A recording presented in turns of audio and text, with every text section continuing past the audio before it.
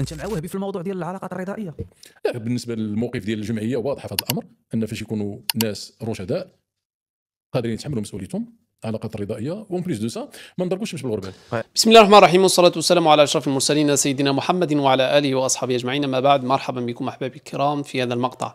اليوم إن شاء الله سنشاهد تصريحا مثيرا للاهتمام أو مثيرا للجدل من قبل رئيس جمعية حقوق الإنسان بالمغرب عزيز غالي، عندما استضافه شخص ما على قناته في اليوتيوب وقام بسؤاله: هل أنت مع وزير العدل وهبي في قضية رفع التجريم عن العلاقات الرضائية؟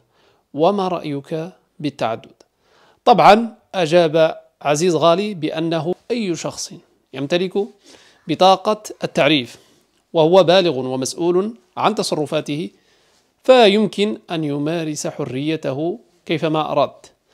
إذا كان شخص راشد مع فتاة راشدة يمارسون الزنا فذلك حريتهم، وخلاصة رفع التجريم عن العلاقات الرضائية.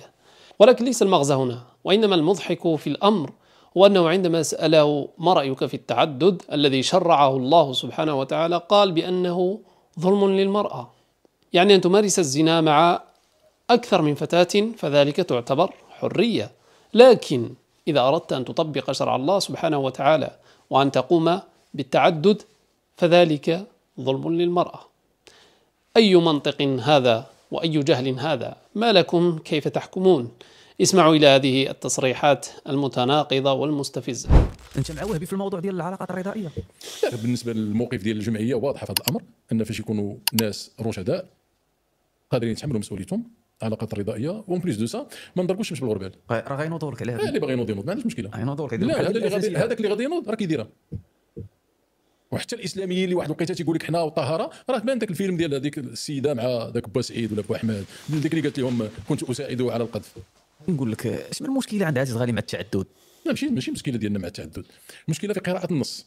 اولا حنا داخل الجمعيه مرجعيتنا واضحه، نعتبر التعدد مسا بحقوق المراه، وحتى في الدين، لان حتى اللي كيمشي لديك الايه ديال مثنى وثلاث ورباع مرتبطه بشنو المغزى منها. المغزى انذاك من التعدد هي حفظ الايتام، ان السيده تكون عندها ارمله او مطلقه عندها دري صغار، يمكن يدار التعدد في هذا الاتجاه من اجل حفظ هذه الايتام. حنا حيدنا هذا الشيء ومشينا للتعدد بشكل اللي كيرضي الرجل، بدرجه انك مثلا الا جيتي تقلب درتي شي ستاتيستيك غادي تلقى على ان واحد 90% اللي مشى للتعدد كيمشي للبنات قبل من 24 سنه، دور 25 سنه.